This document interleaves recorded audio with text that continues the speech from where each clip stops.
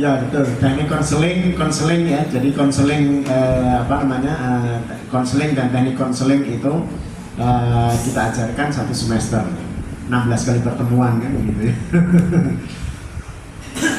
Ya, tapi ya kita coba yang implementatif, jadi yang aplikatif yang memang dibutuhkan oleh ampun semuanya ya terkait dengan yang konseling itu sendiri. Baik, di awal ini akan awali dulu terkait dengan pemahaman konseling. Jadi pemahaman dasar konseling sehingga kita bisa memahami konseling itu apa sih, gitu ya. Apakah sekedar ngobrol atau interogasi, gitu ya. Ini yang kemudian jadi jadi poinnya. Padahal tidak dua-duanya. Jadi bukan ngobrol dan juga bukan interogasi ya. Jadi konsep dasarnya adalah istilah keterampilan komunikasi, keterampilan interpersonal dan keterampilan konseling sering digunakan dalam satu konteks secara bergantian. Jadi ada keterampilan komunikasi, ada keterampilan interpersonal, ada keterampilan konseling. Nah, ini satu hal yang dianggapnya sama, meskipun pada kondisi yang mendasari ketiganya ini berbeda. Jadi keterampilan komunikasi gitu ya, atau keterampilan interpersonal, komunikasi interpersonal itu kedekatan antara satu orang dengan orang yang lain. Kemudian keterampilan konseling itu kadang sesuatu hal yang secara konteks itu hampir sama, namun pada dasarnya ini ketiganya adalah sesuatu yang berbeda. Ya. Nah, sekarang adalah tadi di awal saya sampaikan konseling versus ngobrol. Nah, jadi kita harus bisa membedakan mana itu konseling dan mana itu ngobrol. Yang Ustazah kelihatan, kalau nggak kelihatan bisa maju aja Ustazah. Yang depan sini bisa, nggak apa-apa.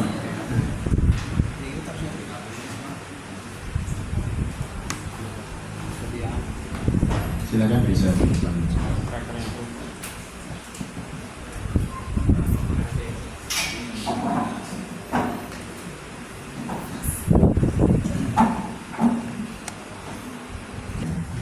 Yang dibarkan awalnya apa, ujung-ujungnya sampai kemana itu yang tidak jelas gitu ya. Itu ngobrol ya. Nah, ini juga ada guruan, kemudian pikiran dapat terbagi dengan nah, ini ngobrol. Nah, intinya adalah sesuatu yang santai, tidak ada aturan, ya sifatnya guruan, masih terfokus, bisa terbagi. Kalau ada yang nyapa kan itu, saya pulang dulu gitu. Oh ya, betul. Masih topiknya juga tidak jelas, tadi yang mau diobrolan apa, sampainya kemana, terus wah pokoknya gitu. Tidak ada rahasia dan tidak menggunakan tempat khusus, itu ngobrol. Nah, beda dengan konseling. Konseling ini mesti akan diawali dengan proses mendengarkan secara aktif, melibatkan konsentrasi terhadap apa yang dibicarakan. Nah, jadi kalau kita bicara konseling, maka konseling ini adalah sesuatu yang sifatnya interaktif, tetapi konteks lebih aktif dengan aktif dalam komunikasi. Kemudian melibatkan konsentrasi yang memang kita bicarakan. Jadi kalau kita bicara tentang kesulitan belajar, ya nanti topiknya itu. Kalau kita bicara tentang permasalahan pribadi, ya nanti topiknya juga seperti itu, dan seterusnya. Nah, kemudian di sini ada hal yang kemudian juga perlu diperhatikan, yaitu tidak menghakimi. Tidak menghakimi itu maksudnya pihak konselornya, kita itu sebagai katakanlah konselornya kayak gitu ya, itu tidak akan menghakimi apapun yang terjadi pada orang yang kita ajak konseling, apakah itu dia salah gitu ya. Jadi jangan menghakimi dulu. Jadi apakah dia salah atau tidak ya, itu yang penting ada pembicaraan dulu, ada komunikasi imbal balik dulu. Jadi tidak menghakimi dulu kalau antum salah itu, cara antum salah, harusnya tidak begitu. Wah, belum apa-apa sudah mau kaitannya dengan belajar. Kamu kok bisa gitu? Iya Ustaz, kamu kok nilainya jelek sih kan itu umpamanya. Kemudian kenapa kok kamu nilainya jelek? Ya karena saya belajarnya ini. Oh iya salah itu berarti cara belajarnya. Jadi seolah-olah kita sudah menjustifikasi si siswa kita dengan sebuah kesalahan terhadap apa yang dilakukan. Padahal tidak bisa, tidak boleh kita menghakimi dulu atau menjustifikasi dulu terkait dengan kesalahan itu. Kemudian serius, ya serius ini dalam artian tetap santai gitu, tetapi fokus pada apa yang kita bicarakan. Dan yang paling penting itu dijamin kerahasiaannya. Nah ini, jangan kemudian kalau kita konseling dengan santri, kemudian kita obrolin di kantor. Ini loh si fulana ini loh begini bla bla bla bla bla bla bla bla. Maunya biar semuanya tahu kan begitu. Iya, tapi itu malah jadi bom waktu.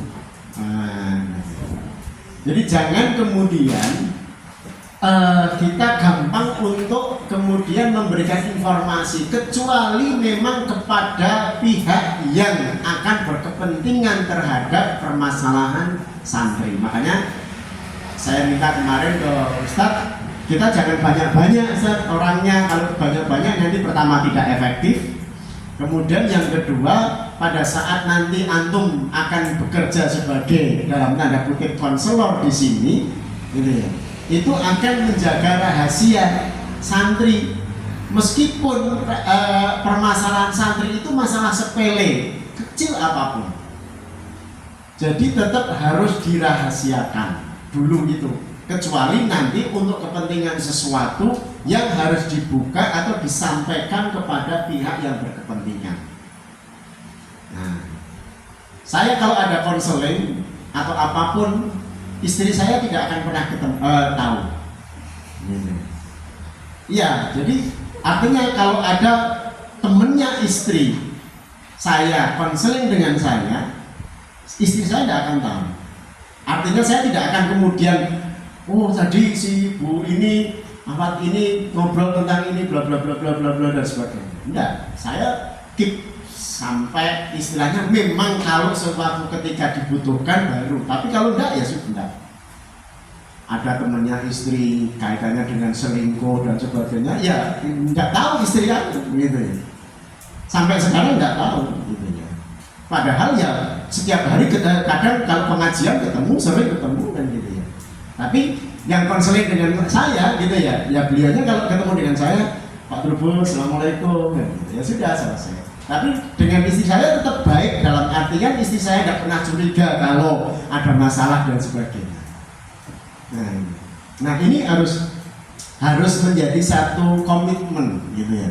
Bukan kemudian kita merahasiakan, tidak. Jadi tidak semua hal yang kemudian kita ketahui dari siswa, meskipun dari siswa, itu harus kita sampaikan ke orang lain. Itu kalau dalam konteks psikologi menjadi salah satu kode etik istilahnya gitu. Jadi tidak harus kemudian, oh ya tadi si fulana itu, wah kayaknya dia punya masalah gede ini waduh malah ketemu semuanya jadi kepikiran kan gitu ya. Nanti ya kalau semuanya berpersepsinya positif, tapi kalau berpersepsinya negatif, wah jangan-jangan ini, gitu malah. Nanti ustadzahnya malah jadi berpikiran juga malah negatif kan gitu, atau ustadznya kan gitu. Nah ini yang harus kita pahami. Ya, jadi dijamin kerahasiaan, artinya bahkan gitu ya, termasuk namanya kaitannya dengan namanya kayak anak konseling, anak disuruh menyampaikan disuruh konseling terkait dengan namanya kasus LGBT namanya gitu ya. anak konseling. Gitu. Nah, anak sampaikan kepada pihak hanya ini antum yang tahu. Nah, makanya kepada pimpinan ya berarti hanya pimpinan saja yang tahu. Nah, kemudian pimpinan mau bagaimana dalam konteks pengambilan keputusan, nah itu kan kemudian terkait dengan pimpinan dan jajarannya. Jadi seperti itu. Jadi tidak kemudian juga si fulan atau si fulana itu ada kasus bla bla bla bla bla bla. Semua satu pesantren tahu semua. Wah, gitu ya. Nah, ini bagaimanapun itu meskipun itu aib istilahnya gitu kan, artian istilahnya sesuatu hal yang kemudian menjadi masalah dari pesantren, namun yang gitu ya diusahakan tetap kita harus menjaga kerahasiaan itu sampai memang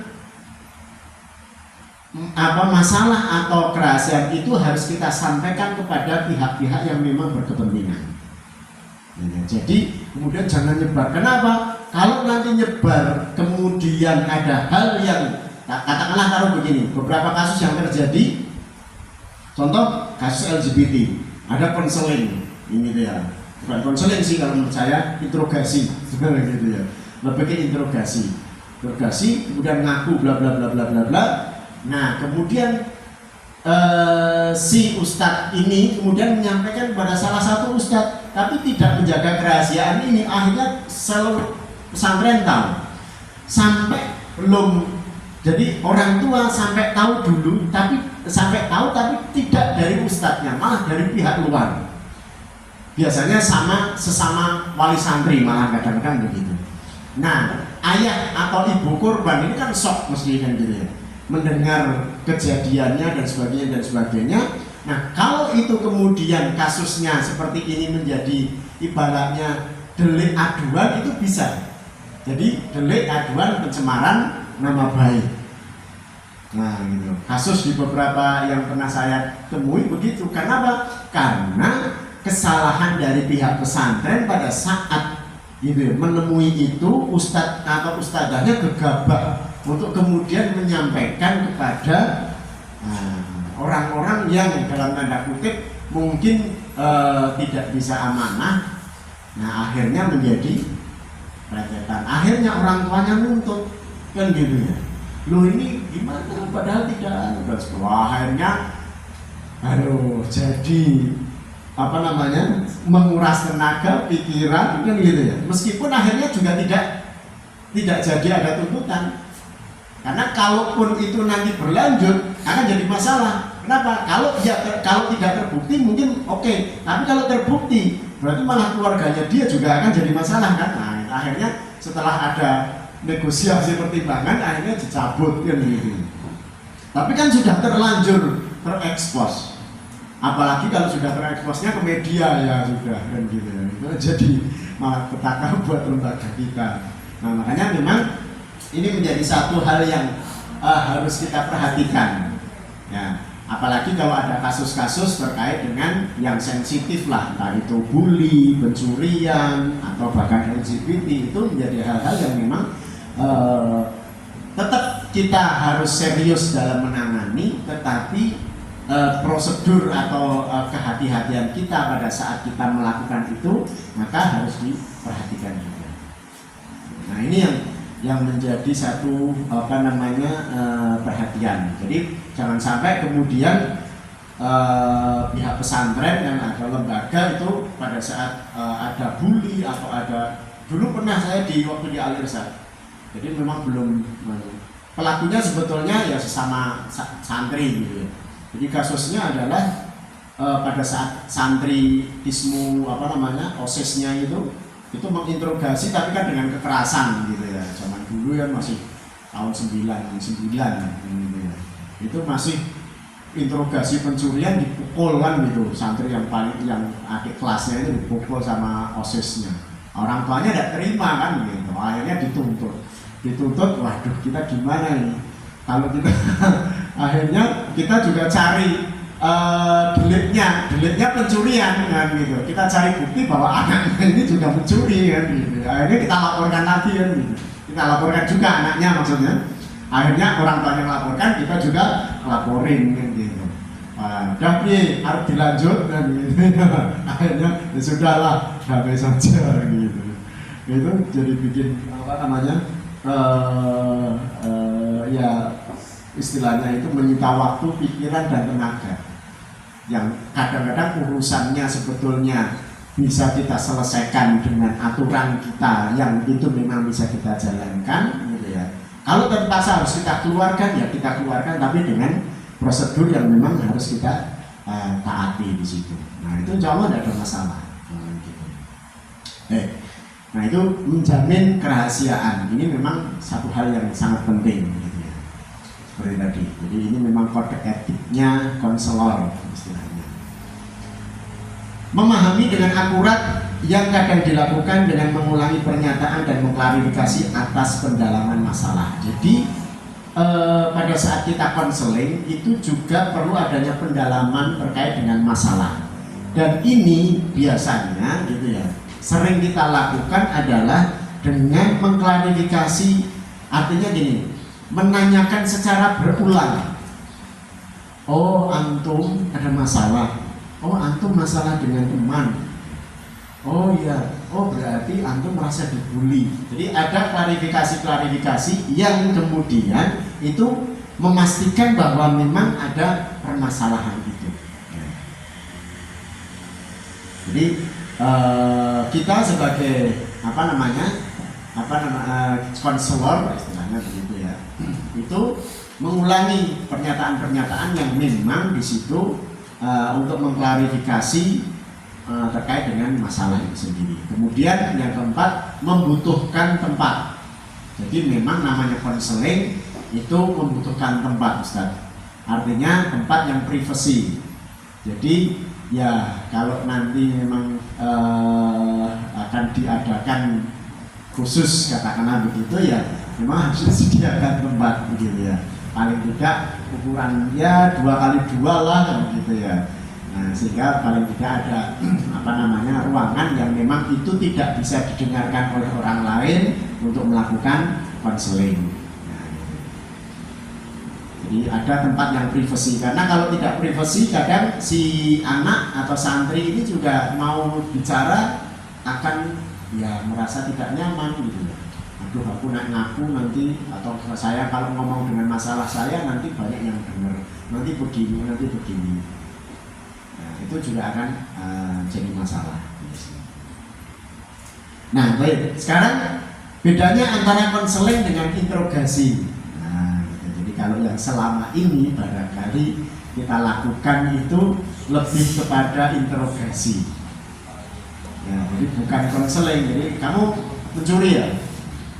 Ya Ustaz, berapa kali? Sekali. Apa yang dicuri? Nah, itu interogasi.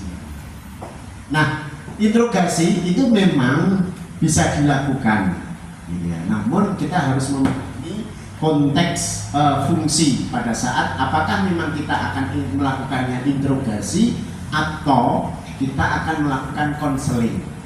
Karena nanti mungkin besok gitu ya, kita ada namanya konseling kasus dan konseling masalah. Nah, itu beda, ya. Konseling kasus dan konseling masalah. Nah, kalau kita sebagai dalam tanda kutip di sini kayak berperan sebagai seorang polisi, ya memang interogasi bukan konseling yang kita lakukan. Karena yang penting adalah mendapatkan jawaban. Nah, pada saat interogasi memang akan bersifat praktis. Jadi memang lebih bersifat praktis, mengungkap kasus yang telah diketahui buktinya. Artinya pada saat kita akan menginterogasi memang sudah ada bukti yang real. Itu bisa, silahkan mau diinterogasi.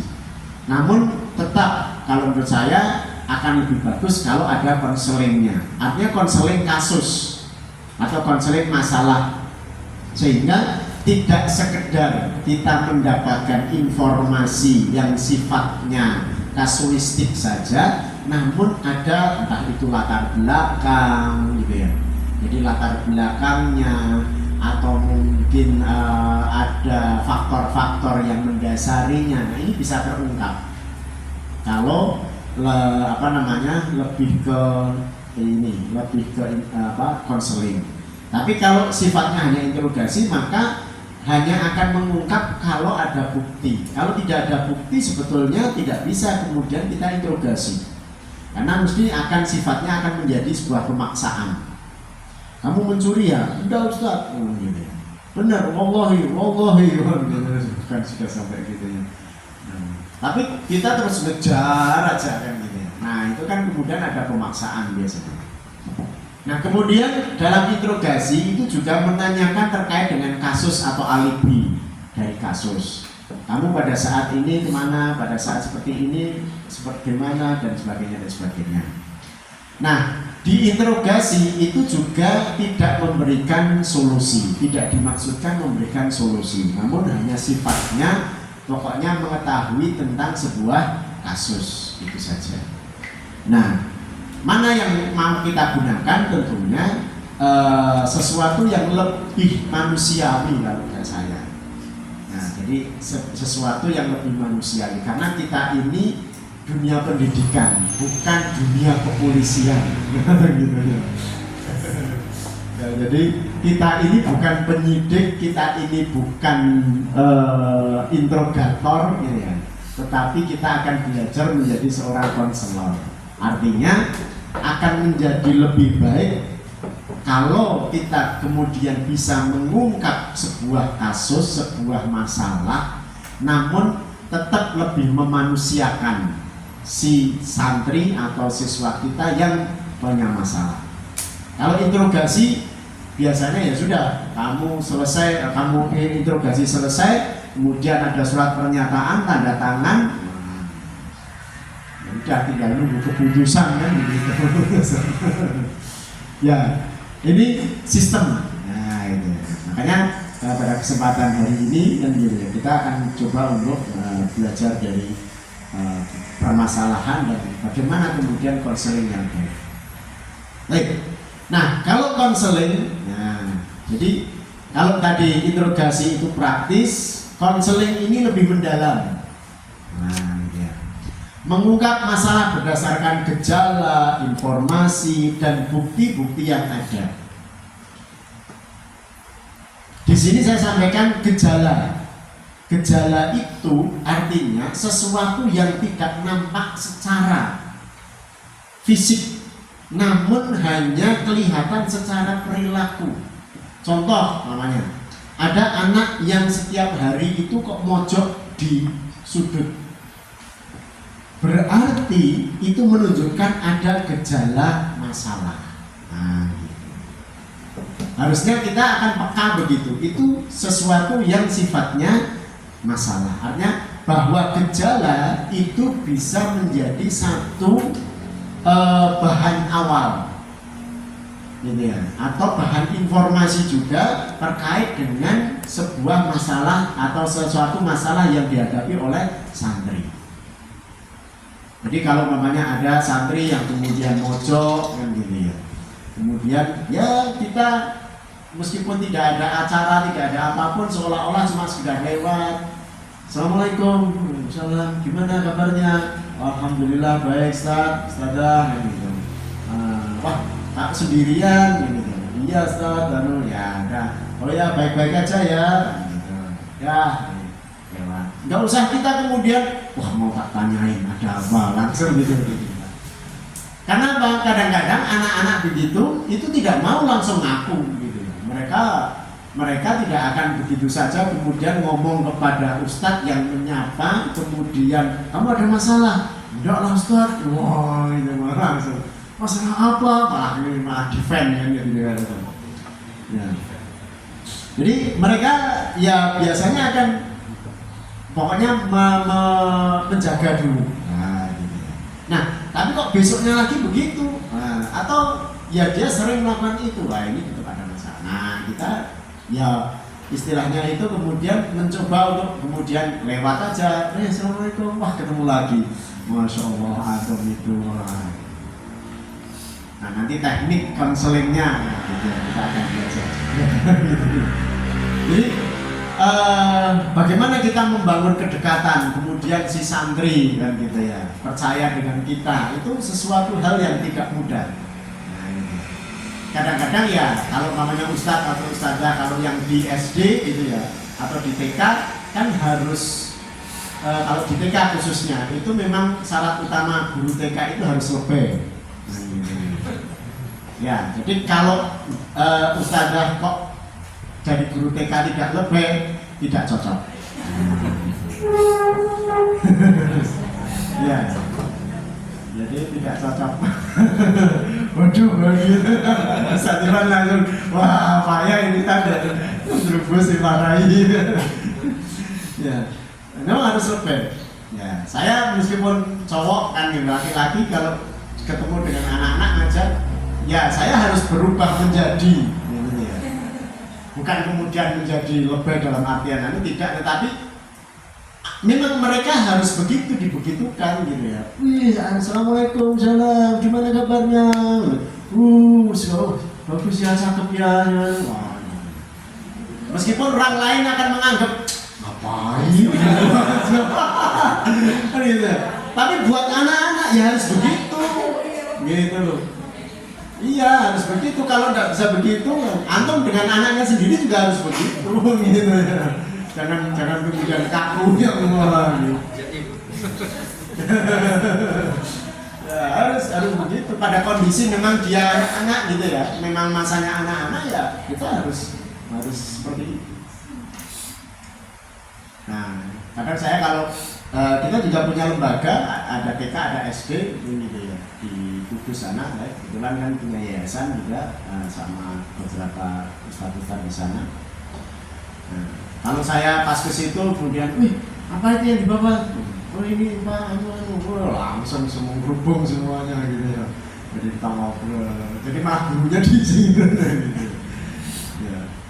Nah, saya sering sampaikan itu khususnya kepada guru TK gitu ya. SD ya sebetulnya tetap juga untuk meskipun kalau SD sudah lebih ini ya, lebih kondisional. Tetapi kalau TK memang harus. Nah, gitu. Jadi ustadzah yang memang jadi guru TK ya tidak harus lebih. Nah, gitu. Jadi itu. Nah, jadi bagaimana kita kembali lagi mengungkap masalah melalui gejala. Jadi gejala itu kalau dalam konteks psikologi belum memunculkan gitu ya. Tapi baru perilaku-perilaku yang nampak. Kalau kita biasa berhubungan dengan siswa, gitu ya, sebetulnya kita akan paham anak santri kita, siswa kita ada masalah atau tidak. Itu sebetulnya kalau kita setiap hari berhubungan dengan mereka itu paham kok. Cuma kadang-kadang empatinya kita, aduh aku terus ngopo ini gitu ya. Suruh ngapain ini nanti kan gitu. Malah aku dikerjain nanti sama lain. Nah makanya kita bekali hari ini. Jadi setelah hari ini tidak ada alasan antum ini ya. Istilahnya yang khususnya yang guru-guru kalau ada santri bermasalah kemudian justru didiamin kan gitu. Harus ada pendekatan. Jadi jangan kemudian kita menunggu santri konsultasi. Kalau menunggu santri konsultasi tidak akan ada yang mau bermangan BK dengan konseling. Mesti ada masalah. Gitu. Iyalah gitu. Jadi bagaimana kemudian kita menciptakan se-image bahwa BK itu bukan mengatasi masalah dengan masalah kan gitu ya. Tapi artinya mengatasi masalah tanpa masalah kan gitu. Ya, artinya persepsinya menjadi positif. Itu yang harus dibangun. Nah, kemudian menanyakan terkait dengan masalah atau kasus pada individu atau kelompok. Ya, jadi kita akan nanti mungkin di hari ketiga kita akan belajar tentang konseling individu dan konseling kelompok. Nah, ini makanya kuliah 1 semester juga.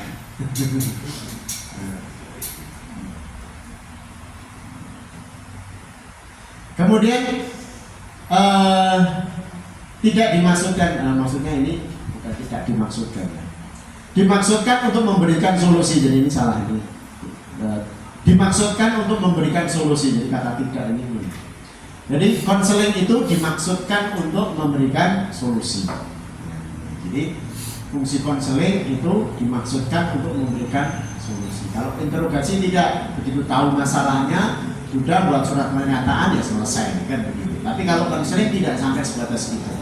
Bahkan pada konteks hal-hal yang sifatnya kemudian kasuistik, apakah itu pencurian, bully atau termasuk juga dalam hal ini namanya LGBT mau ini ya. Nah itu tetap diusahakan harus ada konseling atau solusi. Meskipun juga namanya harus dikeluarkan. Gitu ya.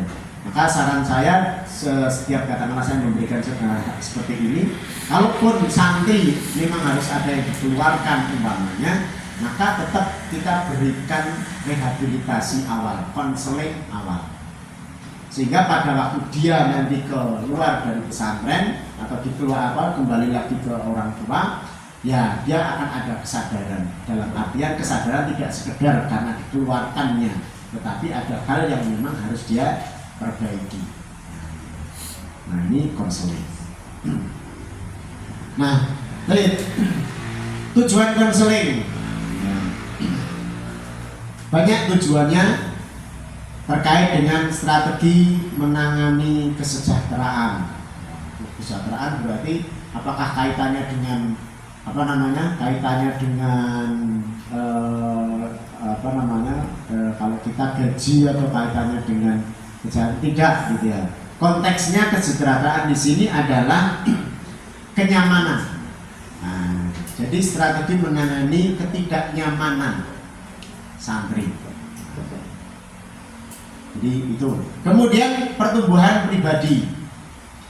Ya seperti tadi sempat ditanyakan, kita bisa memahami bagaimana seorang santri atau siswa kita yang SMP atau bahkan SMA dia mulai mempunyai yang namanya pubertas. Nah, maka kita juga harus memahami itu, bahwa pubertas itu akan terjadi pada santri-santri kita. Nah, maka untuk justru mengantisipasi agar tidak terjadi perilaku-perilaku menyimpang, butuh informasi. Santri itu membutuhkan informasi terkait dengan siapa sih lawan jenis saya. Kenapa itu perlu? Karena agar mereka kemudian tidak mencari sendiri. Bahkan kemudian, tadi kenalan lah, ya kemudian WA-an lah, yang apalah dan sebagainya, yang akhirnya kan gitu ya. Nah, ternyata chatnya ini, sayang sudah makan belum?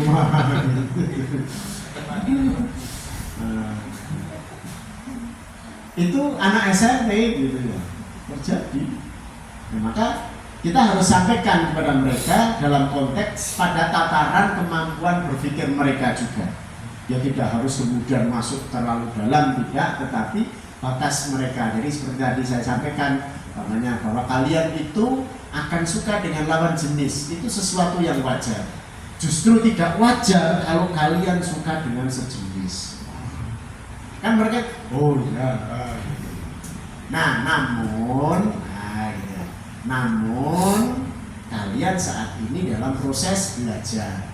Ada hal yang perlu diketahui, ada yang boleh dilakukan, dan ada yang tidak boleh dilakukan. Boleh dilakukan apa? Ya suka saja sudah. Namanya suka dengan lawan jenis itu sesuatu yang normal. Justru itu normal.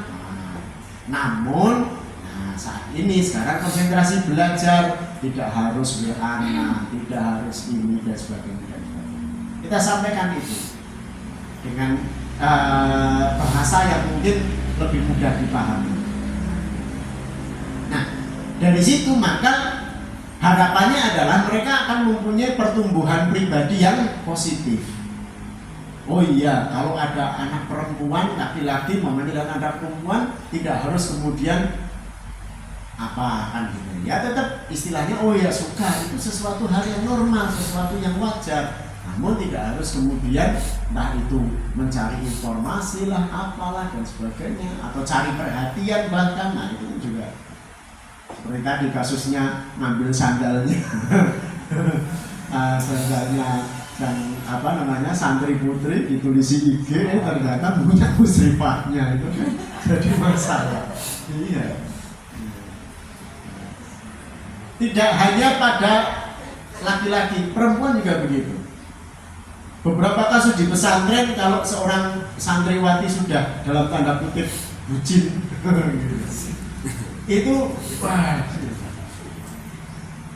itu juga waduh lebih susah mengatasi daripada sekedar kalau anak laki-laki yang baru.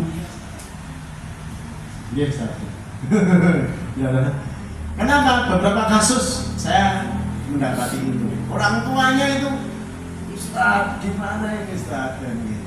Ya karena saya belum bisa ketemu dengan si anak karena kondisi pas di pesantren, saya pas di situ kemudian hanya ketemu orang tuanya.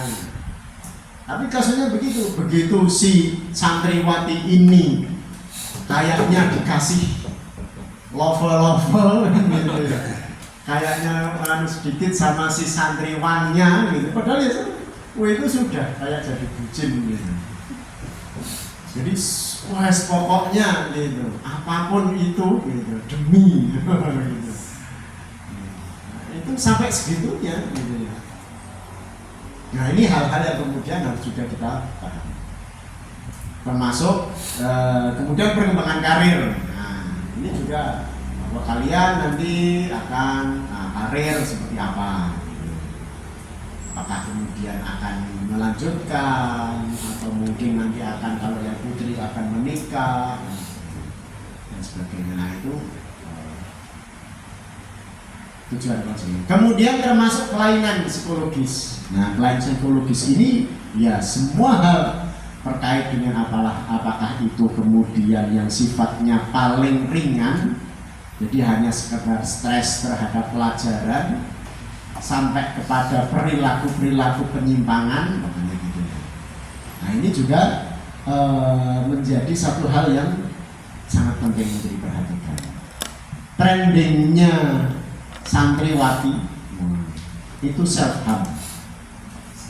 Ya, tahu nih self harm, tahu? Self harm itu menyakiti ya. Begitu dibully sedikit, apa sedikit nanti cutting, ya itu kalau bahasa psikologinya self harm, menyakiti diri sendiri. Nah itu tren, jadi seolah-olah kalau begitu itu malah jadi itu santriwati pelakunya malah bukan di santri putra. Nah ini juga tugas berat buat untuk ustadzah-ustadzahnya gitu. Karena memang kasusnya ya gimana? Ya hampir sering terjadi. Anaknya ustadz itu juga, wah saya ustadz ini Nabi antum ustadz kok. Wah sudah kalau penulis aku nyerah dah gitu. Kenapa ya tadi hanya sekedar sebetulnya kalau santriwati itu lebih kompleks. Jadi kalau mamanya di aliyah boarding gitu ya. Jadi lebih kompleks hanya karena kerudung jadi masalah. Hanya karena browsing jadi masalah. Hanya karena ya apalah umpamanya dia tidak dia tidak pakai kacamata dan pakai ada kacamata ya jadi masalah. Gitu. Iya gitu kalau santriwati itu gitu. Karena alhamdulillah saya tidak punya anak perempuan. Jadi 4 anak laki-laki semua. Ya. Tapi ya sama gitu, kasusnya juga sama saja gitu sebetulnya. Tinggal kita. Tapi memang permasalahan di santriwati itu lebih kompleks daripada santri putra. Santri putra itu kalau tidak pencurian, bully, ya kasusnya LGBT secara ini. Tapi kalau santriwati enggak, gitu ya. Ya bully itu mungkin juga masalah, istilahnya masalah bully itu sebagai masalah yang kemudian menjadi tren juga gitu ya. Ibaratnya seperti itu. Ya, karena apa? Ya sekedar apa dibully, sekedar apa dibully. Jadi itu kayak makanan.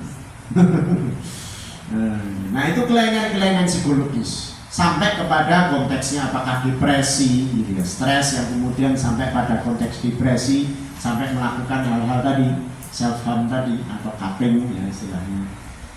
Nah ini tujuan konseling kita. Ya. Nah dalam konseling ada dua hal yang perlu kita pahami. Yang pertama adalah istilah konselor. Konselor itu seorang profesional yang mempunyai keahlian untuk melakukan konseling. Jadi istilahnya orang yang punya kemampuan keahlian terkait dengan konseling, ya, konseling itu namanya konselor. Ya, jadi meskipun antum mungkin tidak ada sebutan secara khusus atau profesional sebagai konselor, tapi nanti keluar dari 3 hari pelatihan atau workshop ini ya akan disebut sebagai konselornya. Ya. Jadi siap-siap harus sudah ditunjuk Ustaz Iwan gitu. Ya. Maka tidak bisa keluar dari ruangan ini kan gitu. Ya. Wah, enggak usah aja Ustaz. Masalah saya juga banyak. Saya juga harus konseling. Ternyata gitu ya. Konselornya bentuk konseling gitu ya. Mumet aku. Nah makanya kalau mahasiswa kita gitu ya, kadang-kadang mahasiswa ngambil psikologi itu ibaratnya obat jalan. Jadi artinya dia itu punya masalah, masuk psikologi agar masalahnya itu bisa selesai kan gitu. Nanti kalau sudah alhamdulillah sekarang saya sudah menjadi lebih baik gitu. Ya. Karena banyak masalah. Iya betul. Masalahnya banyak sekali. Jadi mereka-mereka yang masuk ke psikologi itu juga bukan karena memang passion kepengen gitu ya. Saya memang pengen menjadi seorang yang bisa membantu orang lain. Namun karena memang saya punya masalah ini ya. Nah, kuliah kok nanti kalau nambah masalah baru gitu. Nah, makanya masuknya ke psikologi gitu ya. Nah, namun ya kalau antum semuanya insya Allah akan menjadi konselor yang profesional. Meskipun tetap harus belajar ya. Jadi, nah kemudian istilah lain untuk sebuah konseling adalah konseli atau klien atau klien. Gitu ya.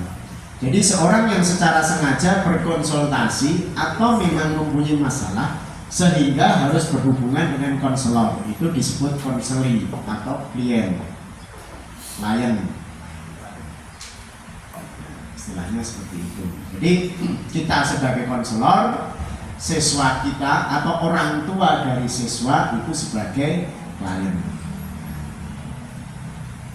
Jika nanti kalau sudah dideklar bahwa di Ibnu Abbas ada konseling, bimbingan konseling santri, siswa dan orang tua, yakin mesti antum sibuk nanti. Banyak menerima keluhan dari orang tua gitu. Ya. Sekali antum memberikan solusi dan berhasil, nah jadi wah jangan berhasil saja, itu repot nanti. Ya karena nanti salah satu nilai jual, gitu. Salah satu nilai jual dari pesantren itu adalah pelayanan. Pelayanan itu salah satunya adalah dari konseling ini. Artinya mewadahi gitu ya. Jadi tidak semuanya ke direktur. Kalau ada masalah orang tua dibekannya ke direktur. Biasanya kan begitu. Nah kalau ada konseling maka harapannya dari pihak sekolah bisa menangani itu. Baik. Nah, siapa yang perlu mendapatkan konseling sekarang? Ada 3 hal, ada 3 kelompok atau 3 sebutan yang memang perlu mendapatkan konseling. Yang pertama adalah individu. Individu itu siapa? Yaitu seseorang yang mempunyai gejala tadi. Jadi gejala itu pun berarti membutuhkan konseling. Jangan kemudian alah ben stresik kan. Nah begitu, artinya kalau ada anak yang kemudian dia kayak tadi duduknya di belakang terus, nggak mau maju dan sebagainya, berarti dia butuh konseling. Bagaimana teknik konselingnya? Nah kemungkinan namanya dia introvert, introvert, kita dalami kenapa sih kok dapat informasi dan sebagainya. Nah kemudian kita berikan solusi, nanti kalau maju kelompok aja udah, ya nanti dia berani maju dulu, yang penting berani maju. Nah kemudian ngomong bisa ngomong berdua atau bertiga dengan temennya. Nah, terus jadi gejala saja itu membutuhkan. Jadi kalau kita peka terhadap anak-anak, terhadap siswa-siswa kita, itu banyak dari mereka, apalagi yang SMP, SMA. Wah, itu mereka masa-masa puber, masa-masa di mana mereka juga akan beradaptasi, kemudian mencari figur, kepengennya lari dari orang tua tapi masih butuh orang tua. Jadi akan seperti itu teman-temannya. Mungkin kemarin sempat ada yang viral, ada yang di grup mana itu juga yang keluar dari bandara terus hilang. Nah itu orang tuanya telepon saya. Setelah ketemu kemudian kita ngobrol, ya permasalahannya ya dia introvert gitu ya. Kemudian dari SMP, SMA di pondok, kemudian kuliah juga di pondok, kan putri ya itu. Nah kuliah juga di pondok itu di Aisyah ya. Nah kemudian dia mungkin nggak tahu, pokoknya intinya kemungkinan dia merasa ya entah itu dibully dan sebagainya, barangkali begitu, yang kemudian katanya kalau Padu di Pondok Aisyah itu sempat dibawa ke psikiater, jadi dimintakan obat, sampai dimintakan obat. Terus kemungkinannya ya tadi karena stres dengan ketidakmampuannya bagian dan sebagainya. Nah padahal anaknya introvert, nggak mau cerita, pokoknya aku nggak mau di pondok, aku harus ada masalah dengan teman, hanya bicaranya seperti itu. Kemarin saya dihubungkan sama Ustadz, bukan di Aisyahnya tapi di pesantren sebelumnya, malahan pesantren sebelumnya, yang kemudian saya ini mau orang tuanya mau konsultasi ke itu, bisa ya, bisa nggak apa-apa ya, sekitar 1,5 jam itu ngobrol. Kemudian ada beberapa hal yang kemudian saya sampaikan ya terkait dengan solusi. Jadi kalau bisa gejala ini sudah kita bisa ada pendekatan ya, atau menunjukkan perilaku bermasalah. Nah, jadi gejala atau perilaku bermasalah. Perilaku bermasalah itu yang bagaimana sih? Ya berarti perilaku yang tidak sesuai dengan anak-anak secara umum, mestinya kan begitu.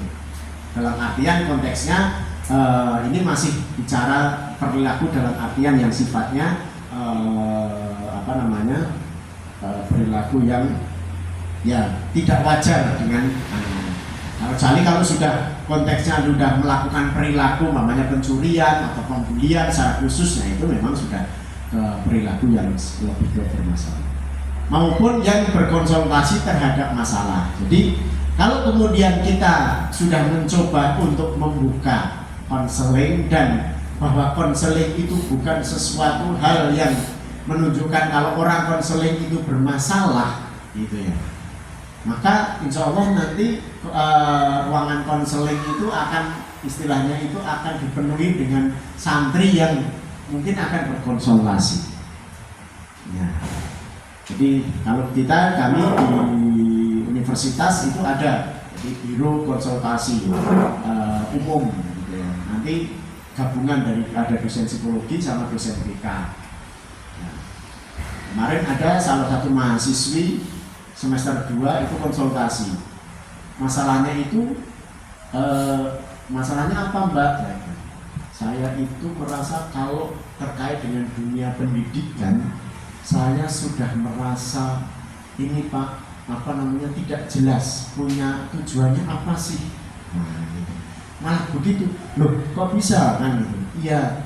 Nah sekarang mbaknya kuliah di apa? Dia ngomong kuliah di TI itu teknologi informatika, teknik informatika. Nah itu pilihannya siapa? Ya itu pilihannya saya. Kan. Tapi kemudian kenapa? Nah saya urut, nah gitu ya. Kenapa? Saya flashback ke belakang, ternyata dia itu kalau dulu sejak SD, SMP bahkan SMA itu sama ibunya, nah, gitu, sama ibunya itu selalu dituntut untuk berprestasi. Salah satunya apa? Dia waktu TK atau SD gitu ya, SD kelas 1, kelas 2 itu selalu dilatih, padahal ibunya ya biasa, selalu disuruh untuk berlatih ini, pildacil. Nah, jadi yang di TV gitu ya. Kalau nilainya jelek sedikit, kenapa kamu bisa nilainya jelek? Ya, gitu. Padahal kan teman yang lain bisa bagus dan sebagainya. Jadi dia itu merasa tidak nyaman sekolah itu hanya cemas kalau nanti ditanyai sama ibunya terkait apakah nilai atau prestasi yang dia dapatkan. Nah, akhirnya ya tadi saya tidak punya tujuan kuliah itu mau ngapain. Nah kan anak mahasiswa sudah kok bilang begitu, berarti ada hal yang berat sebelumnya. Nah itu satu hal yang perlu kita. Kemudian kalau itu individu, kemudian kelompok. Nah kelompok ini biasanya sifatnya klasikal, baik itu klasikal yang kelompok kecil atau yang besar. Nanti kita akan bicara juga tentang dengan kelompok. Kemudian outsider. Outsider ini siapa? Outsider ini bisa individu atau kelompok yang dimungkinkan terkait dengan permasalahan konseling. Bisa orang tua atau teman-temannya. Jadi kaitannya dengan katakanlah umpamanya tadi umpamanya saya contohkan, umpamanya tidak saya contohkan ya. Di TK itu kadang ada anak yang kalau di sekolah itu tidak mau ngapa-ngapain, cuma diem aja. Ayo kak, ini diem aja. Ya atau ya?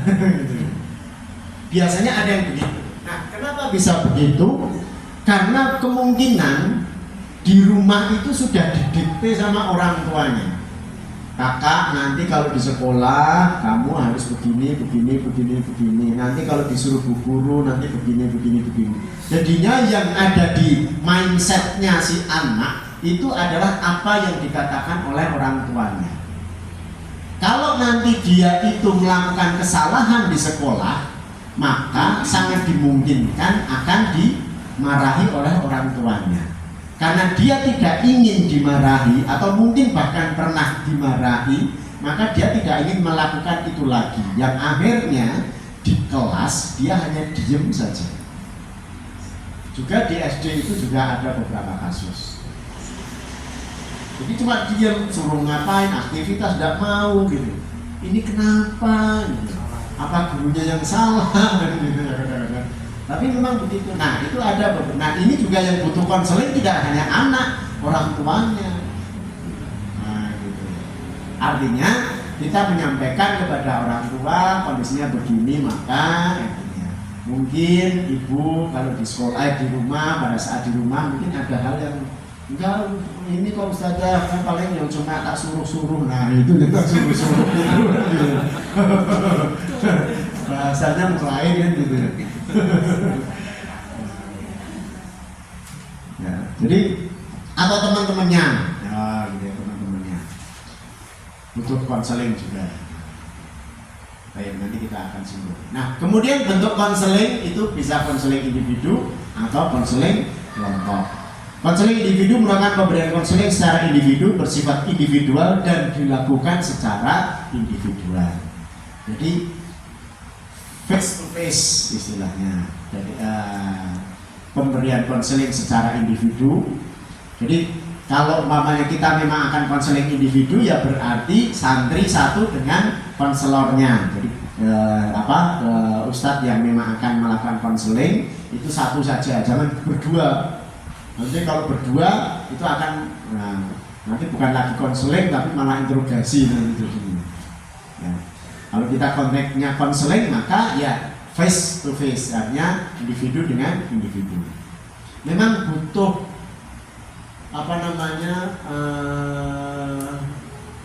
kalau kita tidak sabaran nanti di teknik konseling ini. Jadi dalam konteks konseling itu ada namanya membangun raport. Membangun raport itu bukan nulis raport gitu, tidak gitu. Tapi membangun komunikasi agar terjalin kedekatan. Nah, itu namanya membangun raport. Untuk membangun raport itu tidak kemudian hanya 1 menit 2 menit saja, tapi kadang kalau saya butuh sekitar 10-15 menit. Sehingga kadang-kadang konseling yang kita lakukan ini butuh waktu paling tidak ya 1 jam namanya begitu. Itu sudah paling cepat. Ya, sudah paling cepat. Artinya memang kalau kemudian kita mau niat ada konseling, ya baik itu konseling kasus ataupun konseling masalah, maka ya memang harus ada pada saat konseling ini berarti kita menyempatkan waktu, mengatur waktu, apalagi kalau ustadz atau ustadzah masih ada jam mengajar gitu ya, menyempatkan waktu bahwa kemudian akan ada terjadi proses konseling secara individual yang itu memakan waktu. Untuk membangun raportnya, istilahnya komunikasi yang artinya penerimaan. Jadi penerimaan yang baik, katakanlah dalam komunikasi yang baik antara konseli dengan konselornya itu butuh waktu sekitar 10-15 menit. Paling tidak itu, paling cepat. Nah dari situ kemudian baru rembet-rembet ke masalah yang lain. Itu bentuk konseling individu. Kemudian konseling kelompok. Kalau konseling kelompok adalah pemberian konseling bersifat kelompok dan biasanya dilakukan secara kelompok atau klasikal. Jadi pada saat kita ada di kelas, kita juga bisa memberikan konseling kelompok. Nah, nanti kita sampaikan. Jadi tidak hanya sekedar kemudian konseling itu mesti harus individu, tapi bisa juga kita lakukan secara kelompok atau klasikal tadi. Anak-anak, pada hari ini kita akan apa? Nah, baik sekarang coba keluhan kalian apa ya? Gitu. Terkait dengan namanya belajar, apa kesulitan yang hadapi, nanti silakan ditulis. Nah, kemudian di situ kan biasanya kalau saya gini nggak mungkin, tapi kalau nulis gitu kan biasanya akan akan tersampaikan. Nah kalau antum istilahnya biasanya gini, kalau kita pinter meskipun anak-anak itu nggak usah ditulis nama, biasanya kalau SMP gitu nggak usah ditulis nama biar nanti ustadz atau ustadzah nggak tahu. Nah silahkan kalian tulis. Nah itu sebetulnya itu sudah satu hal yang kita bisa lakukan untuk menjajaki sebetulnya yang punya masalah siapa. Dengan cara apa? Dengan cara kita melihat tulisannya. Tulisan itu kan tidak akan berubah antara istilahnya hanya waktu 1 bulan atau 2 bulan. Jadi pada saat nanti kalau mamanya ustadz atau ustadzah mau mengecek ini yang punya konsultasi yang bermasalah ini siapa, silakan buat tugas nulis paper atau apapun gitu ya. Nanti tulisannya ini dicocokin kan gitu ya, mesti akan sama gitu ya.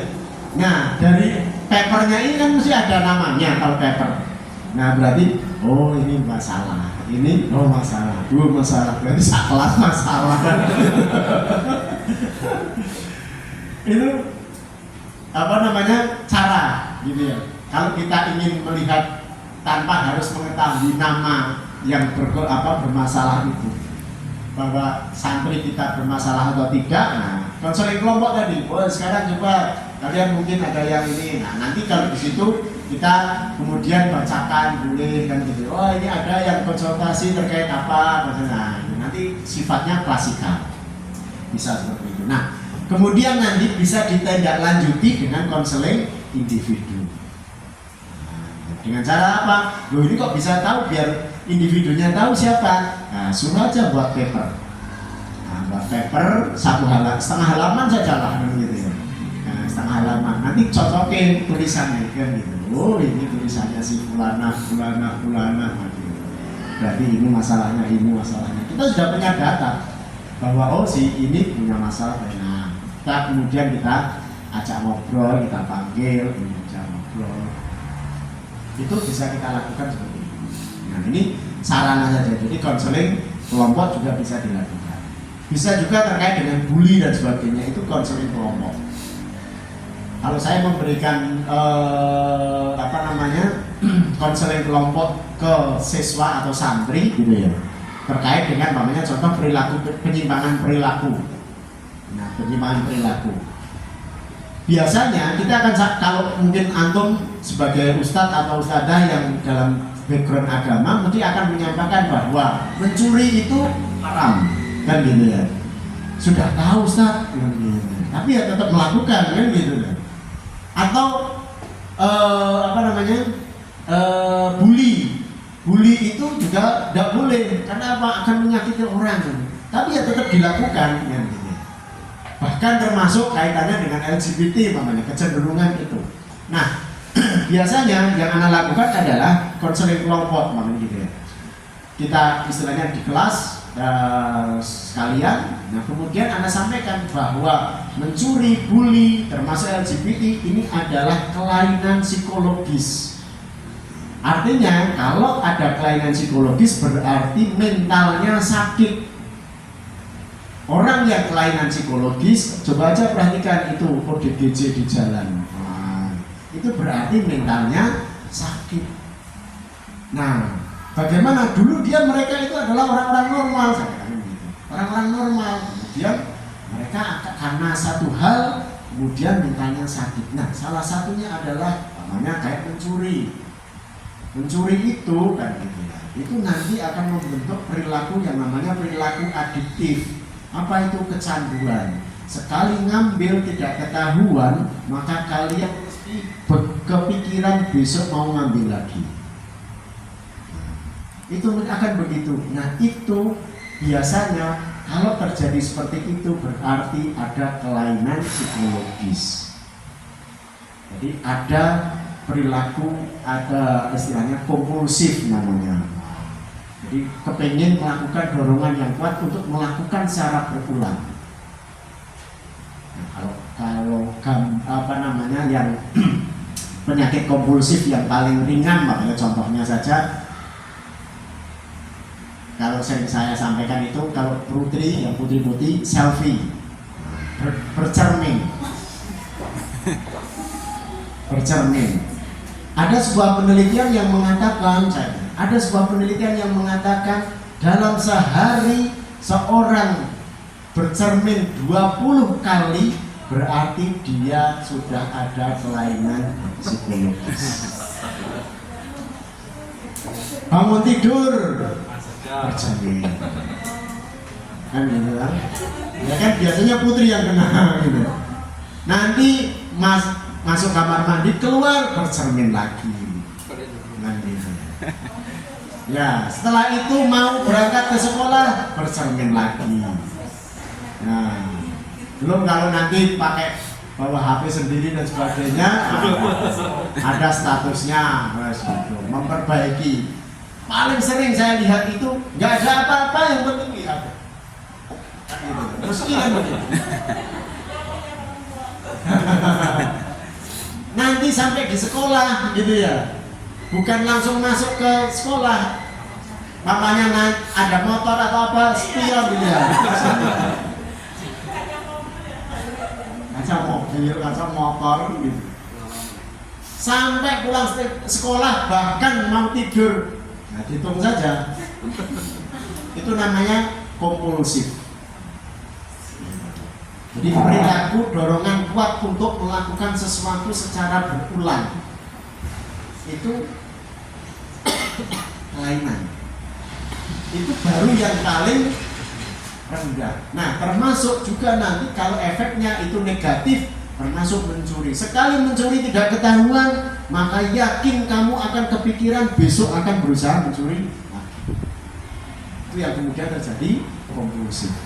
Berarti kalau kalian sudah sampai begitu, mental, psikologis jiwa kalian baru sakit.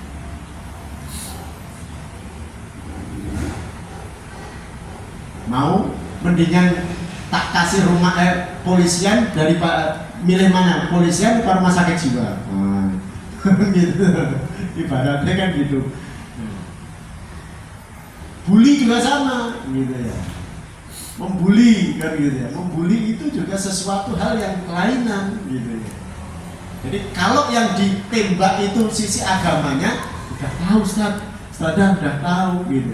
Tapi kok ya tetap membuli kan gitu. Tapi kalau yang ditembak pribadinya, psikologisnya masing-masing, kan gitu ya. Jadi kan, oh iya ternyata bully juga begitu. Nah, berarti seorang yang membuli itu begini. Maka kalian yang dibully, nah itu biasanya apa yang harus dilakukan? Kalau kalian dibully, maka disenyumin aja. Loh kok disenyumin aja? Nah iya, yang bully lagi sakit kok. Bisa gitu Pak. Kalau balas bully? Senang sama-sama. Nah, berarti kan sama-sama sakit. Nah, gitu. Kalau balas bully. Itu mentalnya kenal siswa. Begitu saya kaget itu soal apa tanya jawab gitu, wah curhat semua gitu ya. Termasuk kasus-kasus ini. Nah itu konseling kelompok bisa dilakukan begitu. Konseling kelompok. Jadi tidak harus kemudian ceramah yang memang ceramah agama ya tetap gitu ya. Tapi kadang-kadang tetap harus kita tembak itu psikologisnya. Karena kadang-kadang begitu yang kena itu psikologisnya, iya, Sadar. berarti ada sisi yang lain yang membuat kemudian mereka itu akan ya mudah-mudahan juga tersadarkan dengan ini konseling kelompok. Ya. Nah kemudian tahapan dalam konseling. Di dalam konseling itu memang ada beberapa proses tahapan. Ya, meskipun tidak harus semua itu dilakukan, tetapi secara secara umum ya mana yang memang kemudian bisa dilakukan. Yang pertama adalah observasi dan eksplorasi. Kemudian ada tes, ada diagnosis, ada treatment atau perlakuan. Observasi, proses konseling yang disertai observasi dan eksplorasi kepada konseling. Jadi di awal kita kadang-kadang pada saat konseling itu tidak harus langsung mengungkap masalah atau mengungkap kasus. Karena mungkin kita hanya butuh observasinya dulu. Gitu ya. Kecuali memang kalau kecuali hari itu saya harus konseling kasus untuk mengungkap gitu ya, masalah, maka saya harus punya trik untuk bagaimana kemudian konseling tapi bisa mengungkap masalah. Nah, pernah dimintai satu pesantren untuk mengungkap kasus kasus homoseksual ya, LGBT tadi kecenderungan. Jadi pelakunya adalah musrifnya. Musrifnya sudah melarikan diri, sudah keluar. Nah, ini kemudian si korban ini bagaimana kan begitu? Si korban bagaimana? Apakah tetap di situ atau direhabilitasi atau dikeluarkan? Nah, dari hasil interogasi, kalau saya katakan dari hasil interogasi dengan bidang kepengasuhan atau kesantrian diungkap begini.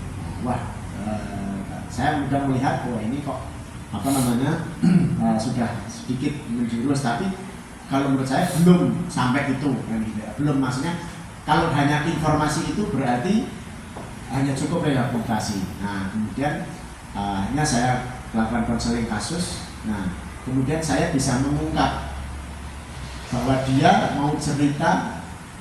Jadi si musyrif ini sempat datang ke rumah 2 kali dan kemudian tidur satu kamar. Nah, maka kemudian saya tembak. Berarti ya kamu sudah melakukan apa sodom berarti kan. Jadi iya sudah. Kamu yang melakukan atau si ustadznya? Jadi ustadznya sampai melakukan sodom kepada si santrinya ini.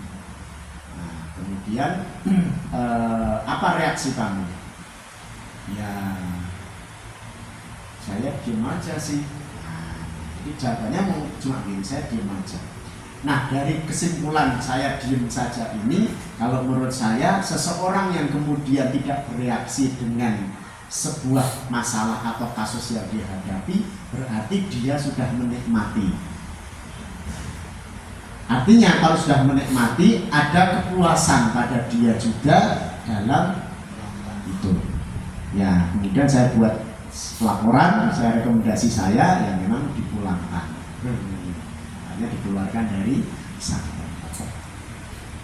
Nah, itu observasi. Jadi observasi memang kalau konteksnya observasi sebetulnya diperlukan hanya sebatas untuk melihat kondisi. Tapi kalau memang dibutuhkan harus mengungkap, ya memang harus ada situasi-situasi tertentu. Meskipun konteksnya tetap konseling. Nah, itu yang harus kita lakukan. Kemudian yang kedua adalah tes.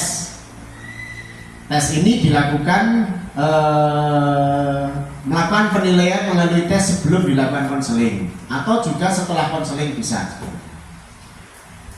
Jadi tes ini dimaksudkan adalah untuk menguatkan apakah ada enggak hal-hal yang memang perlu diungkap dengan observasi.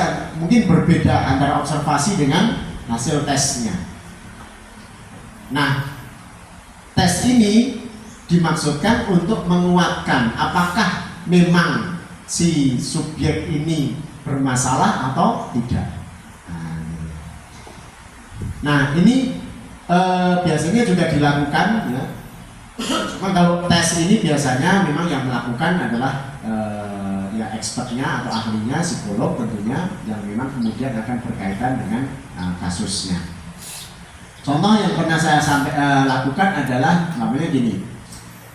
Saya pernah melakukan, jadi diminta oleh sebuah bank. Jadi sebuah bank, katakanlah sebuah bank di Kudus gitu ya, dia ternama. Kemudian ada pegawainya itu antara klepto atau pencurian. Jadi si pegawai bank ini sering menggelapkan uang nasabah. Dan dia 2 atau 3 kali bahkan ketangkep ngambil barang di mall. Nah, jadi padahal kalau dari sisi finansial, suaminya juga pegawai negeri, dia juga sebagai pegawai bank. Kok ya tetap begitu? Apakah itu kemudian dia itu memang ada penyakit klepto? Ya, klepto itu kecenderungan untuk mengambil barang atau memang sadar mencuri. Nah, maka saya lakukan konseling, kemudian saya tes. Nah, ternyata hasilnya menunjukkan bahwa dia itu pada saat konseling, gitu ya, observasi, tidak menunjukkan kalau dia itu sengaja. Namun dari hasil tes menunjukkan bahwa dia itu sadar melakukan sesuatu. Nah, ini. Jadi bisa diungkap gitu. Sadar melakukan sesuatu. Nah, dari hasil ini maka rekomendasi saya, diagnosisnya adalah bahwa si ibu ini dengan sadar mengambil barang milik orang lain.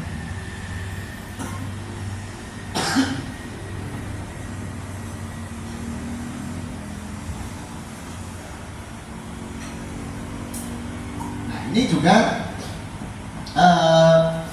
bisa dilakukan kepada santri-santri kita.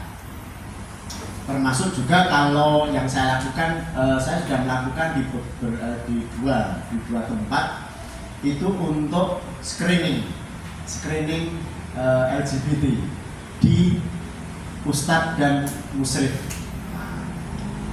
Kalau yang saya jual untuk lembaganya itu kan yang TKPI, tes kepribadian pelajar Indonesia, itu yang untuk screening santri atau siswa. Nah itu saya jual untuk lembaga, bisa digunakan oleh lembaga gitu ya. Tapi kalau yang untuk tesnya untuk calon katakanlah pegawai, baik itu ustadz, musyrif kan gitu ya. Nah itu ada alatnya sendiri, yang kemudian alatnya ada 3 macam, ada 3 alat tes. Nah 3 alat tes ini fungsinya adalah untuk melihat konsistensi. Jadi melihat konsistensi, apakah kemudian jawaban antara tes pertama, tes kedua, tes ketiga, dan keempat ini konsisten atau tidak. Konsisten itu adalah apakah kemudian kalau mamanya tes pertama tentang kait dengan LGBT-nya, oh dia menyatakan tidak. Itu artinya menunjukkan kalau ini kecenderungan seksualnya rendah, gitu ya. Kecenderungan seksualnya rendah. Nah kalau kecenderungan seksualnya rendah, kemudian kita lihat di alat tes yang lain, apakah kemudian memang ada indikasi dia konsisten atau bermasalah. Nah itu bisa terlihat. Karena apa? Kalau yang dewasa itu kan mesti kalau dites sudah tahu istilahnya kalau dalam psikologi itu namanya faking good ya, atau faking bad namanya. Jadi kalau faking good itu dibaik-baiki kan gitu ya, dibaik-baikan kalau tes. Nah, kalau faking bad itu dijelek-jelekan. Memang ada Pak faking bad Ustaz ini. Ada. Dulu zaman saya dapat informasi zaman Timur masih jadi bagian Indonesia, tentara yang mau dikirim ke mana? Ke Timur itu kan dites psikologi. Nah, si tentara ini pada saat tes psikologi dijelek-jelekin. Kenapa? Biar nggak dikirim. Nah itu faking bad namanya. Kalau faking good dibaik-baikin. Jadi kalau tes psikologi kan ada yang karena sudah belajar dibaik-baikin kan begitu. Sebetulnya kita orang psikologi tahu kalau ini membaik-baikin. Nah, gitu. Mesti sudah tahu ini dibaik-baikin. Nggak mungkin tes psikologi normalnya akan begini dengan kemampuan yang tinggi dan sebagainya. Nah, gitu. Nah maka ada tes yang lain. Nah tes yang lain ini fungsinya adalah untuk melihat konsistensi. Apakah tes pertama dengan tes kedua dan ketiga. Jadi intinya di tes pertama, kemudian kedua, tiga, empat ini konsistensinya bagaimana. Nah ini kalau yang 2, 3, 4 itu si testinya istilahnya yang kita tes tidak tahu bahwa kalau saya jawabnya begini itu nanti hasilnya malah seperti apa. Nah, yang tahu hanya saya sendiri. Berarti kan gitu psikologinya. Nah itu ada beberapa rekomendasi perlu istilahnya dicek terkait dengan dan sebagainya. Nah itu ada. Nah jadi konteksnya bisa observasi, tes, diagnosis. Nah kemudian ada treatment. Treatment itu pemberian perlakuan setelah dilakukan diagnosis atau konseling. Jadi kalau tadi umpamanya tes terkait kesulitan belajar, setelah diobservasi mungkin tidak harus dites lah katakanlah umpamanya karena dites itu kesulitan. Setelah diobservasi kemudian mungkin ditesnya ya mungkin kalau umpamanya disleksia, diskalkulia, nanti dilihat tulisannya atau disuruh nulis atau bagaimana baca dan sebagainya. Dari situ maka indikasi diagnosisnya adalah disleksia, maka treatmentnya bagaimana. Itu tahapannya seperti itu ya. Nanti bagaimana prosesnya insya Allah kita. Kemudian observasi eksplorasi. Nah ini penjelasan lebih. Observasi dimaksudkan untuk mengetahui bagaimana situasi atau suasana hati klien pada saat dilakukan konseling. Eksplorasi dimaksudkan untuk mendalami permasalahan atau kasus yang terjadi pada klien. Nah, jadi observasi dan eksplorasi ini kita ingin melihat apakah kemudian si santri atau siswa yang kita ajak konseling ini sudah nyaman atau belum kan gitu ya. Kemudian merasa enak atau belum untuk kemudian kita ajak konseling kan gitu ya. Karena kadang-kadang apalagi kalau konseling kasus, nah kalau konseling kasus kemudian antum manggil santri yang berkasus, mesti yang dipikirannya itu sudah disusun sedemikian rupa bagaimana kalau bisa saya menjawab tidak dalam artian itu tidak sebagai pelaku atau tidak sebagai. Jadi nanti alibinya apa sudah di sini sudah disusun dulu. Jadi kalau antum enggak Ustaz karena ini ya, jadi muter itu mesti pokoknya ngelak, intinya kan begitu. Jadi di sini itu sudah sudah tersusun itu. Biasanya santri akan begitu. Nah, kalau kita dengan konseling mas atau konseling kasus, yang pertama tadi kita membangun rapat, meskipun itu kasus, namun kita tetap membangun rapat. Gimana kabarmu? Gitu. Kabar kamu gimana? Wah, alhamdulillah sehat ya, sehat kan gitu ya. Gimana pelajaran kan gitu? Oh, pelajaran. Jadi si santri ini yang awalnya gitu ya sudah mempersiapkan kok nggak ditanya tentang kan mikirnya begitu. Jadi mikirnya kan kok aku nggak ditanyain apa-apa ya kan gitu. Ya kita memang belum menanyakan itu dan kita berusaha untuk agar dia itu cair dulu gitu kan. Oh gimana? Oh kayaknya aku kalau lihat antum ini ya kalau lihat kamu itu pas di kelas itu kayaknya begini ya. Atau mungkin kayaknya informasi kemarin itu nggak dari wali kelas atau apalah kan gitu ya. Ya kayaknya ini ada antum itu bagus ya dari sisi ini gitu. Nah terus begitu sehingga maksud kita di samping kita membangun raport tadi ya, itu juga dimaksudkan agar kalau konseling kasus agar apa yang ada di pikiran dia yang dipersiapkan sebelumnya untuk menjawab. Nanti kalau anak ditanya begini, jawabnya ini. Kalau ditanya ini, jawab. Jadi sudah dipersiapkan mereka itu kan gitu.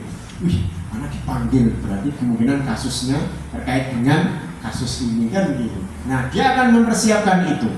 Nah, agar itu tidak kemudian langsung serta-merta, maka ya kita eksplorasi, kita kedekatan dulu dan sebagainya.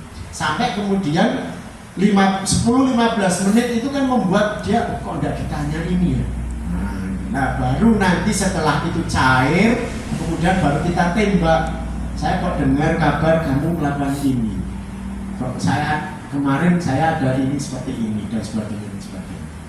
Yang tadinya awalnya sudah tidak berpikir, kemudian kita tembak dengan itu mesti langsung gelagapan kan gitu. Tapi kalau kita tembak di awal, biasanya mereka sudah mempersiapkan. Lancar loh jawabnya, wah gitu. Kayaknya enggak ada masalah, wah gitu. Tapi begitu kita awali dengan sesuatu yang sifatnya tadi membangun rapor dulu, kemudian nyaman dan sebagainya, kok kayaknya enggak ada masalah ya. Tahu-tahu ditembak dengan permasalahan yang ingin kita ketahui, biasanya langsung di sini ibaratnya kayak mesin atau HP di reset ulang gitu kan, kemudian nah biasanya kemudian jawabannya malah akan lebih mengena kemana-mana karena dia sudah merasa oh ya sudah kan gitu. Kayak tadi yang kasusnya tadi itu ditanyai sama ustadznya hanya sekedar pegang-pegangan di kelas, hanya pegang-pegangan saja di kelas. Nah kemudian saya tanya pelan-pelan gitu ya, awalnya kita bangun dulu komunikasi, kita bangun raport. Nah kemudian tadi setelah ini kemudian konsistensi jawaban juga kita cek gitu ya. Nah sampai akhirnya masuk ke pernah datang ke rumah kamu, pernah Ustaz, kan dia tidak terpikir kalau kemudian akan ditanyai. Oh mesti kalau udah kenal sama keluarga, kenal ya sama ibunya kamu kan berarti pernah datang ke rumahmu ya. Oh iya Ustaz pernah. Terus kemudian langsung pulang atau nginap? Wah, nginap Ustaz. Pernah nginap ya berarti kan? Ya nginap. Nginapnya di kamar satu kamar kan gitu. Iya kan. Nah sudah kalau begitu nginap satu kamar, saya langsung tembak. Berarti kalau nginap satu kamar mesti dia melakukan itu atau kamu yang melakukan itu. Dia diem. Nah, berarti siapa yang melakukan? Langsung tak timbal begitu, siapa yang melakukan? Dia, Ustaz. Dia melakukan itu. Ya. Terus kamu reaksinya? Ya diem aja.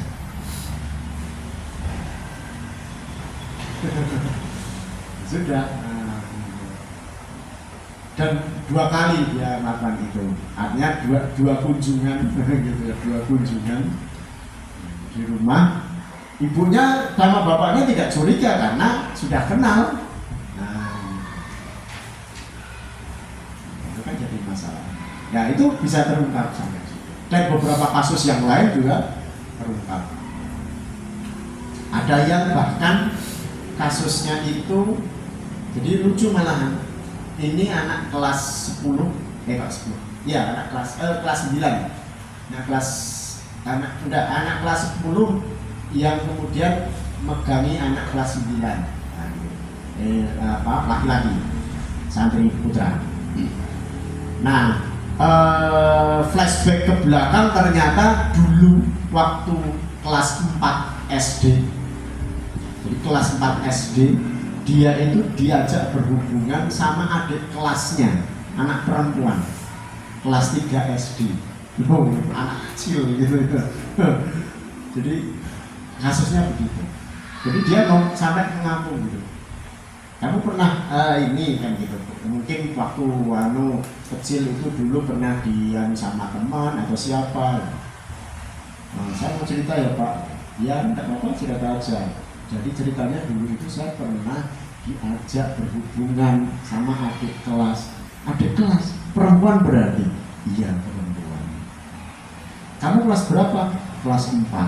Adik kelasmu kelas 3. Oh gila, sampai segitunya. Ya, itu fungsi konseling. Nah, kalau kita masuk sampai ke situ, itu kita bisa masuk sampai dalam akhirnya. Tapi memang butuh. Yang putri juga begitu, kasus yang putri. Kasus yang putri itu juga beberapa itu. Kalau yang putri itu nanti mungkin bisa cek nanti diary, buku-buku diarinya. Nah itu kalau mungkin yang aliyah itu atau SMP bisa dicek. Karena kadang mungkin didapati gitu ya. Jadi ada beberapa kasus yang dia kemudian juga nulis diary-nya. Nah itu ya sudah sayang, peluk dekat ya, malah macam-macam gitu. Lucu. Ya. Ya, pelakunya kelas 12 yang jadi kelas 11 yang jadi korbannya kelas 9. Nah itu cuma kalau itu saya tidak ketemu dengan si santrinya ya, santriwatinya karena hanya informasi dari saya dikasih screenshotan diarinya masih saya simpan. Nah ini fungsi observasi dan eksplorasi. Kemudian tes dilakukan untuk mendapatkan data yang mungkin tidak diungkap, ya tidak dapat diungkap dalam konseling sebagai data pendukung proses konseling. Tes yang digunakan biasanya berupa psikotes disesuaikan dengan kebutuhan permasalahan. Nah, ini tadi sudah saya contohkan. Diagnosis kesimpulan, diagnosis diperlukan apabila dibutuhkan dalam pengungkapan suatu masalah. Kesimpulan dilakukan sebagai akhir dari proses konseling untuk mendapatkan permasalahan utama. Jadi kalau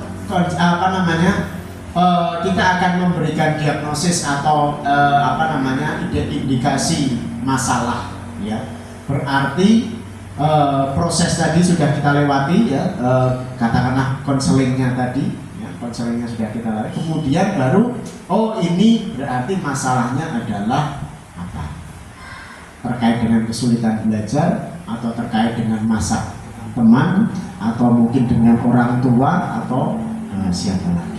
Nah itu juga kemudian baru kita berikan kesimpulan. Nah treatment, ya tahapan pemulihan atau pemberian stimulasi yang harus diberikan kepada klien untuk mengurangi atau menyelesaikan masalah yang dihadapi. Nah ini treatment perlakuan. Jadi treatment ini memang membutuhkan waktu, apalagi kalau terkait dengan kasus-kasus penyimpangan. Ini membutuhkan kedekatan atau pendampingan dari kita sebagai pendidik. Ya, nanti yang terjun di dalam dunia bimbingan konseling. Nanti kita ajari untuk bagaimana membuat treatment. Kemudian faktor proses konseling. Jadi faktornya banyak ya, keseriusan masalah, kualitas konselor, struktur konseling dan karakteristik konseling. Keseriusan masalah seberapa besar dan seriusnya masalah yang dihadapi konseling. Namun perlu Ustadz dan Ustadzah ketahui, sekecil apapun masalah santri itu adalah masalah besar bagi mereka. Jadi sekecil apapun masalah yang dia menurut kita gitu ya. Jadi sekecil apapun anggapan kita masalah yang dihadapi santri itu tetap masalah yang besar. Kembali lagi, kita jangan malah justru menjadi pembuli pertama. Maksudnya apa? Kalau nanti ada yang konseling atau mungkin ada yang mengeluh, Ustadz ini loh saya kok belajar kayak gini nggak bisa ya, kan? Alah kayak gitu aja nggak bisa. Nah, jadi kalau ada Ustadz yang begitu, itu harus di konseling. Ya, karena apa? Karena sekecil apapun masalah santri yang menurut kita kecil, itu adalah masalah yang besar bagi mereka. Jadi, kamu kesulitan ya? Wah, gitu. Dengan agak lebih sedikit gitu ya. Wah, kamu kesulitan ya? Oh iya, saya bisa memahami kok kesulitan kamu belajar di sini. Santrinya, wah, ustadzahnya itu ngerti kesulitanku. Padahal ya kita belum ngapa-ngapain gitu. Loh itu ya sekedar kita memberikan statement, Anda bisa memahami kok kesulitan antum, kesulitan kamu belajar di sini. Itu buat santrinya akan merasa, wah, berarti ustadzahnya bisa memahami kesulitan saya. Nah ini kunci satu kata, kamu kesulitan ya belajar. Oh iya Ustadz, anak bisa memahami kok kesulitan. Dua kalimat ini sering-sering saja kita gunakan. Iya, dua kalimat itu, anak bisa memahami kok kesulitan belajar antum di sini. Padahal mungkin ya biasa-biasa saja gitu. Tapi itu menjadi kalimat yang buat santri itu melegakan. Kalau mereka itu pas mengeluhkan sesuatu. Kalau kita lihat, Ustadzah ini bla bla bla bla bla bla. Kamu ya merasa ini ya? Iya Ustadzah anak bisa merasakan kok kesulitan antum pesantren ini atau di sekolah ini. Itu si santrinya, nanti kedepannya kan. Nah itu. Kemudian kualitas konselor, kualitas pribadi dan profesional konselor sangat penting ya.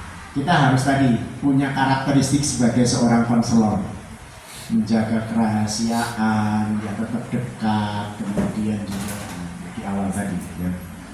Struktur konseling merupakan panduan praktis dalam proses konseling, meliputi tempat, waktu, prosedur. Nah ini biasanya dilakukan setelah pada saat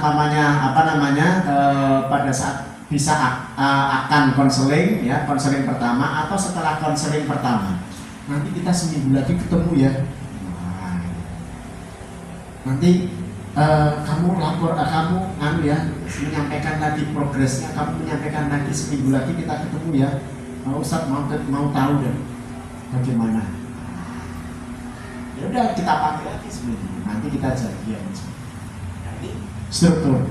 Kemudian karakteristik konseling, homely itu bok-bokan istilahnya kalau bahasa Jawa nih. Jadi kepingin pulang terus begitu. Ya. atau verbal non verbal, jadi masalah dengan menyampaikan, kemampuan untuk menyampaikannya, atau yang non verbal, atau orangnya atraktif atau pasif, atau intelligence, cerdas atau tidak.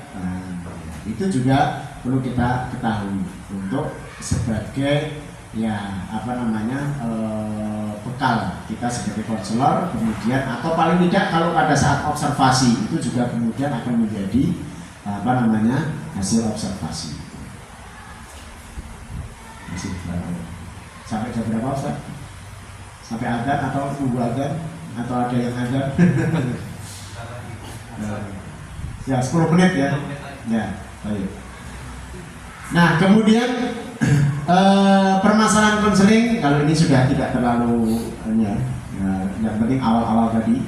Jadi permasalahan konseling bisa permasalahan belajar, interaksi pergaulan, keluarga, pelanggaran ringan, bahkan pelanggaran berat.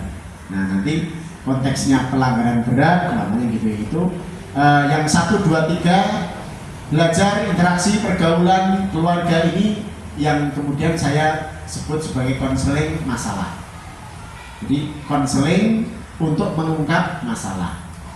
Kalau pelanggaran ringan, pelanggaran berat, katakanlah itu konseling kasus. Nanti ada tahapannya sendiri dan itu kita akan sampaikan insya Allah besok. Siapa yang berhak mendapat konseling? Orang yang mempunyai permasalahan pemahaman dan telah yang berhak melakukan. Siapa yang berhak melakukan konseling? Yaitu seseorang yang punya pemahaman dan telah melatih dirinya untuk melakukan konseling. Berarti antum semuanya ini akan disebut nanti ya mini konselor lah gitu. Tapi nanti kalau antum sudah jam terbangnya tinggi, wah insya Allah bisa aja disebut sebagai konselor dalam artian meskipun tidak harus punya ijazah kan gitu ya. Tapi yang penting adalah dilatih gitu ya. Kita mau berlatih mencari, belajar mencari, bukan kemudian mencari-cari istilahnya gitu ya, mencari kasus katanya. Dilatih kalau ada masalah, ada kasus dan sebagainya gitu ya. Tapi juga tidak kemudian tadi mencari-cari, semua dicari-cari biar masalah gitu ya, tidak gitu. Tapi ada gejala begini, wah coba seperti kita ajak ngobrol, awal ngobrol dulu, itu namanya ngobrol kan gitu ya tadi.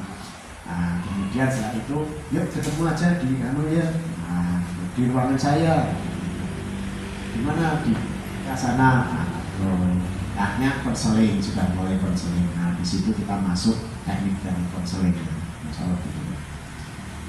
Jadi antum setelah keluar dari sini ya nanti ya harus siap untuk menjadi seorang konselor. Ayo, saya kira itu.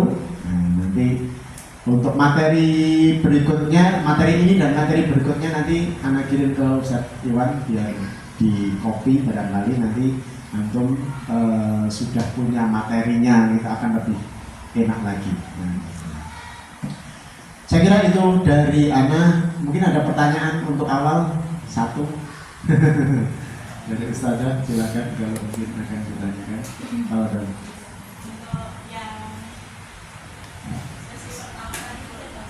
Oh, berarti masih ada nandon pertanyaan. Boleh Ustazah.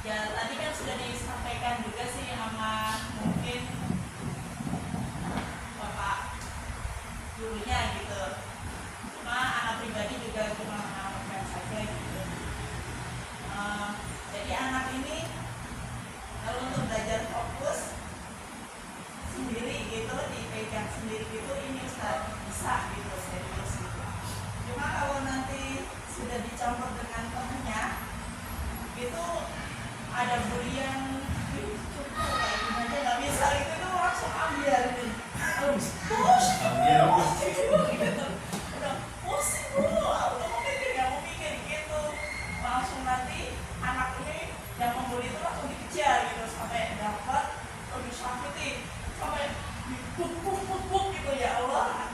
Gimana ya, anak sendiri belum begitu mengenal anak ini ya, jadinya anak kesulitan gitu Ustaz untuk melakukan pendekatan dengan anak ini. Jadi sebenarnya bisa anaknya itu bisa juga ya begitu itu, kalau udah emosinya itu udah nggak terkontrol sampai banting meja, tendang pintu, kursi juga dilempar gitu. Ada pribadi kewalahan gitu loh, gitu. Bagaimana solusinya? Iya, menanganinya. Baik, ya, berarti itu terkait dengan permasalahan, artinya bukan kasus secara khusus yang kasus-kasus ya, yang pelanggaran. Nah,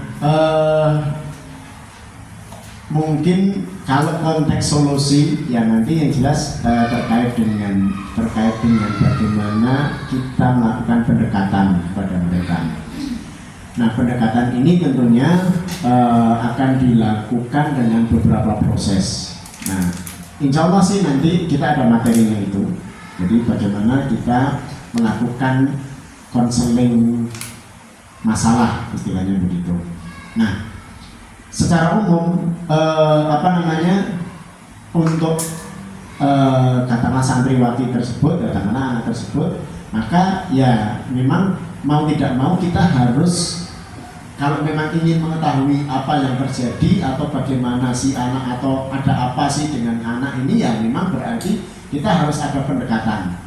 Artinya entah itu nanti diajak sekedar ngobrol dulu, atau kalau memang memungkinkan kemudian dia diajak ketemulah, katakanlah gitu. Kok kemarin Anda lihat kamu ya nanti tekniknya intinya gini, setelah dilakukan rapot namanya kan gitu. Kalau ini saya katakanlah ini merupakan istilahnya prasyarat atau wajibnya kita pada saat konseling itu mesti harus membangun rapot namanya. Artinya kedekatan itu. Nah, dengan kedekatan ini harapannya kemudian kita bisa melakukan kedekatan yang lain yang sifatnya memang mengungkap permasalahan. Nah, setelah membangun rapot selesai, nah baru kita kemudian tetap akan menanyakan, kemarin kok Anda lihat kamu begini ya, kamu kalau selesai punya bisa mengerjakan pekerjaan sendiri, tetapi pada saat kemudian ada yang mungkin mau gabung atau sekedar ini mau bicara dengan kamu, kemudian atau bahkan mungkin ada yang ya bahasanya membuli kamu gitu ya. Kamu kok terus begini kenapa sih? Nah, itu memang harus ada pertanyaan itu gitu ya. Nah, kemudian atau kita mencari informasi dulu terkait dengan kondisi dia. Jadi kondisi entah itu latar belakang dari keluarga atau mungkin juga temennya gitu ya. Barangkali mamanya dia kelas, mamanya sudah di sini berapa tahun, kemudian seperti apa sih karakternya, mamanya gitu ya. Apakah memang emosionalan gitu ya, modelnya begitu, atau ada hal yang lain dan sebagainya. Nah, dari situ maka kita menjadi informasi-informasi ini menjadi bekal kita untuk kemudian kita melakukan kedekatan atau konseling ini. Nah, dari konseling ini maka harapannya kita bisa memberikan solusi. Nah, gitu. Cuma memang perlu diketahui permasalahan apa yang sebetulnya terjadi dulu atau apa yang melatar belakangi dia melakukan itu. Baru kemudian kita memberikan solusi. Nah, solusinya ini bisa solusi dari kita atau bahkan solusi dari dia sendiri. Nah, gitu. Jadi solusi itu tidak mesti harus dari kita, Ustaz. Tapi kadang solusi itu justru munculnya dari si anak itu. Bagaimana? Ya, kita nanti ada materinya, insyaallah.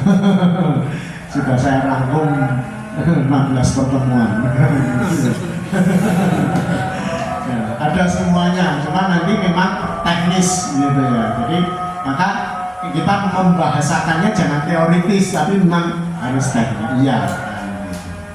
Nah, saya kira itu Ustazah, nanti insya Allah akan terjawab, tetapi mungkin perlu step untuk nanti teknik konselingnya bagaimana, membangun raport itu bagaimana. Nah,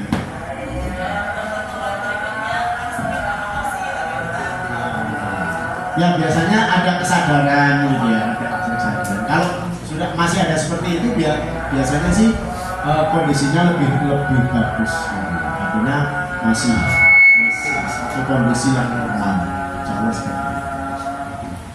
Mungkin itu dulu Ustaz dan Ustazah materi pada hari ini. Mudah-mudahan apa yang saya sampaikan ini bisa memberikan paling tidak gambaran awal tentang apa itu konseling. Jadi yang selama ini blank, gitu ya, mudah-mudahan sedikit bisa memberikan gambaran tentang konseling. Akhiri, assalamualaikum warahmatullahi wabarakatuh. Kami kembalikan ada moderator Ustaz.